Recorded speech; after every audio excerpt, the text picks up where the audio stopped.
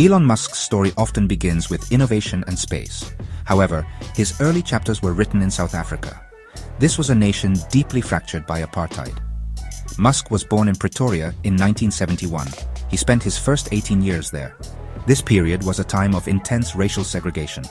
The laws of apartheid shaped every aspect of life. For a white South African, this meant a very different reality. It was a reality of privilege. This upbringing occurred during some of apartheid's most stringent phases. Understanding this background is crucial to understanding the man. Musk's childhood unfolded within this system of strict racial separation. He was raised under apartheid laws, which were designed to keep races apart. These laws dictated where people could live and work. They decided who could vote and who could not. The societal structure was built on white minority rule. His family lived in affluent white suburbs. These areas were largely insulated from the widespread social unrest. The country was seeing massive protests against the regime.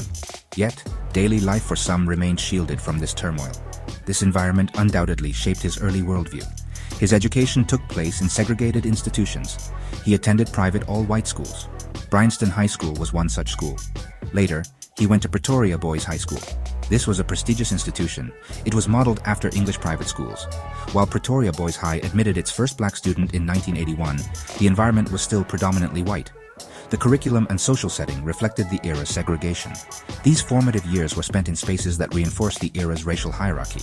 The education system itself was influenced by the prevailing political ideologies. The political climate during Musk's birth was also significant. John Vorster was the Prime Minister of South Africa. Vorster himself had a controversial past. He was a member of a pro-Nazi organization during World War II.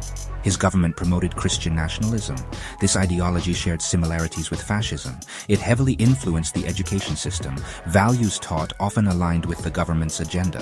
This was the South Africa Elon Musk was born into, a nation where power, privilege, and ideology were deeply intertwined with race. This foundation is often overlooked in discussions about his later life. Elon Musk's maternal grandfather was Dr. Joshua Haldeman. He was a Canadian chiropractor and adventurer. Haldeman moved his family to South Africa in 1950. This was a significant time. It was just 2 years after the National Party came to power. They were the architects of apartheid.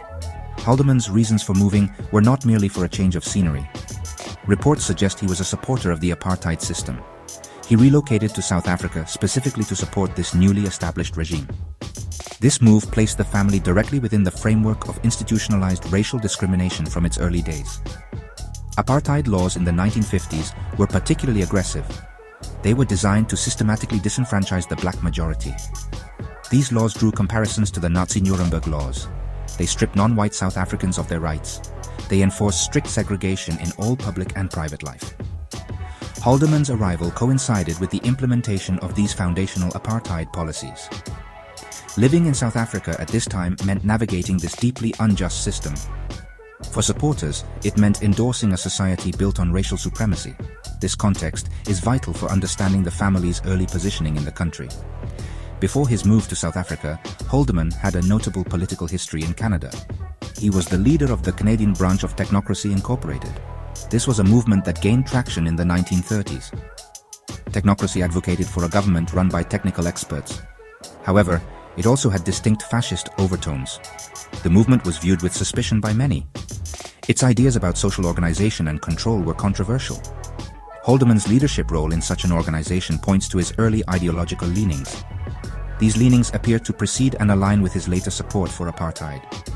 Furthermore, Haldeman's activities during World War II raised serious concerns. He was reportedly arrested in Canada. The arrest was due to possessing Nazi-sympathetic documents. This occurred during a time when Canada was at war with Nazi Germany. After the war, his controversial affiliations did not cease. He founded another political movement. This movement was described as anti-Semitic. It was known for promoting the Protocols of the Elders of Zion. This fabricated text has long been a cornerstone of anti-Semitic propaganda. These activities paint a picture of deeply troubling extremist views. Elon Musk's father, Elon Musk, also plays a significant role in this family narrative. Errol is an engineer and property developer. He reportedly amassed considerable wealth. Part of this wealth allegedly came from an emerald mine in Zambia. This venture provided the family with a very comfortable lifestyle. They lived in Pretoria, one of South Africa's capital cities. Their affluence set them apart, even within the privileged white community. This wealth was accumulated during a period of intense exploitation in southern Africa. The family enjoyed a luxurious existence. Their lifestyle was described as neo-colonial. It included assets like yachts, jets, and multiple houses. One of their homes in Pretoria was so grand that it later became the residence of the European ambassador to South Africa. This level of wealth provided Elon and his siblings with many opportunities. However, it also situated them firmly within the elite circles of a deeply unequal society. The source of this wealth, particularly the emerald mine, has been a subject of discussion. It highlights the economic disparities of the region during that era. Such enterprises often operated under conditions that benefited foreign investors significantly. Elon Musk has also made controversial statements about apartheid. He has publicly expressed views that many find disturbing. He has claimed that the apartheid era was a time of no crime. He also suggested that relations between black and white South Africans were good during that period.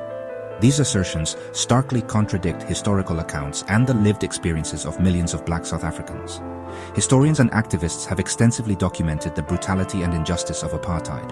Elon Musk's comments seem to reflect a nostalgic and highly sanitized view of a repressive regime. Elon Musk eventually left South Africa in 1989. He moved to Canada at the age of 17. This move was partly to avoid compulsory military service in the South African Defence Force. At that time, the SADF was actively enforcing apartheid. His departure marked a new chapter.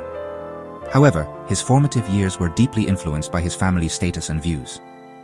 The environment shaped by his grandfather's ideologies and his father's wealth and perspectives provided a complex inheritance. These early experiences in a society defined by racial hierarchy are part of his story.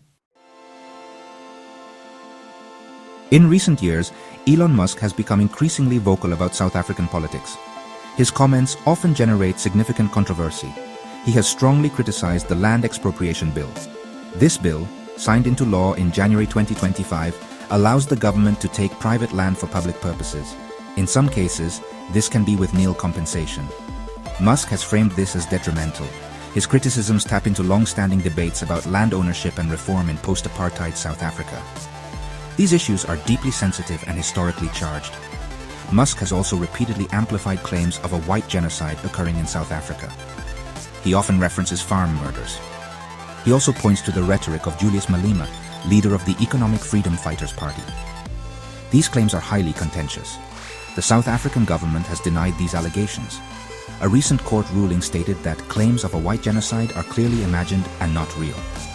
Research suggests that while farm attacks are a serious crime issue, they are largely financially motivated rather than racially targeted genocide. Musk's promotion of this narrative has drawn sharp criticism. His criticisms extend to South Africa's race relations laws. He has particularly focused on affirmative action policies. One such policy requires telecom investors like his Starlink company to provide 30% equity to black-owned businesses. Musk expressed frustration when Starlink was initially denied an operating license in South Africa. He attributed this denial to these black economic empowerment laws. He called the situation a shameful disgrace to Nelson Mandela's legacy. This stance has ignited debate about the necessity and fairness of affirmative action in addressing historical inequalities. Public reactions to Musk's views on South Africa are polarized. Critics, like Professor Sally Matthews from Rhodes University, argue that his portrayal is inaccurate. Matthews states that the white genocide rhetoric is a dangerous falsehood. On the other hand, some support Musk's views. Katia Beeden, a campaigner for persecuted minority South Africans, has echoed his concerns. These differing perspectives highlight the complex and often painful discourse surrounding race, land, and history in South Africa. Musk's influential platform means his statements carry significant weight, regardless of their reception. His family history inevitably adds another layer to these ongoing debates.